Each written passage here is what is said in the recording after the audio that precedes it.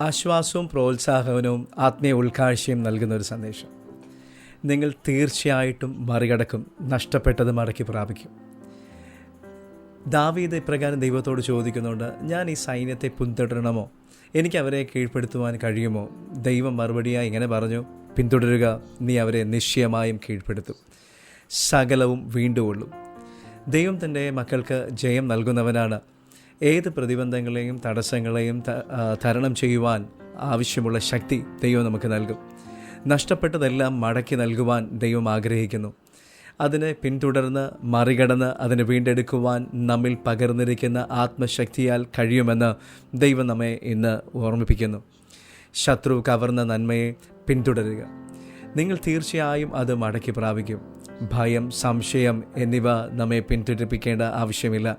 ദൈവം നമ്മോടൊപ്പം കൂടെ ഉണ്ടെന്നുള്ള ആ ഉറപ്പ് അവൻ നമുക്ക് വിജയം നൽകുമെന്നും അറിഞ്ഞുകൊണ്ട് നമ്മുടെ ലക്ഷ്യങ്ങളും സ്വപ്നങ്ങളും ആഗ്രഹങ്ങളും പിന്തുടരുവാനാകും. പ്രാർത്ഥന ഇതിന് വലിയൊരു ഘടകമാണ്. ഈ സാഹചര്യങ്ങൾ നിങ്ങൾ തീർച്ചയായും മറികടക്കും.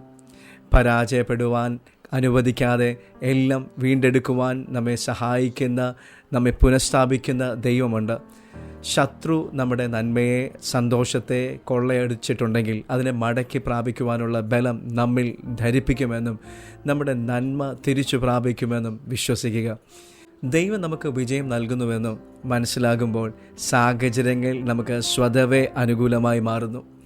നിങ്ങളുടെ ലക്ഷ്യങ്ങൾ പ്രതിഫലിപ്പിക്കുവാൻ സമയം കണ്ടെത്തുക. ആത്മവിശ്വാസത്തോടെ നിങ്ങൾ യഥാർത്ഥത്തിൽ അവയെ പിന്തുടരുകയാണോ എന്ന് സ്വയം പരിശോധിക്കുക. ദൈവം വിജയം നൽകുമെന്നും നിങ്ങളുടെ ശത്രുക്കളുടെ മേൽ വിജയം കൈവരിക്കുവാൻ ദൈവം നിങ്ങളെ നയിക്കുന്നുവെന്നും വിശ്വസിക്കുക. ദൈവിക ശക്തിയിലും കരുതലിലും നാം ആശ്രയിക്കുമ്പോൾ ദൈവം നമുക്ക് വിജയം നൽകുമെന്നും നമ്മുടെ ശത്രുക്കളുടെ മേൽ വിജയം കൈവരിക്കുവാൻ ദൈവം നമ്മെ നയിക്കുമെന്നും ഉറപ്പുള്ളവരാകാം. God bless you.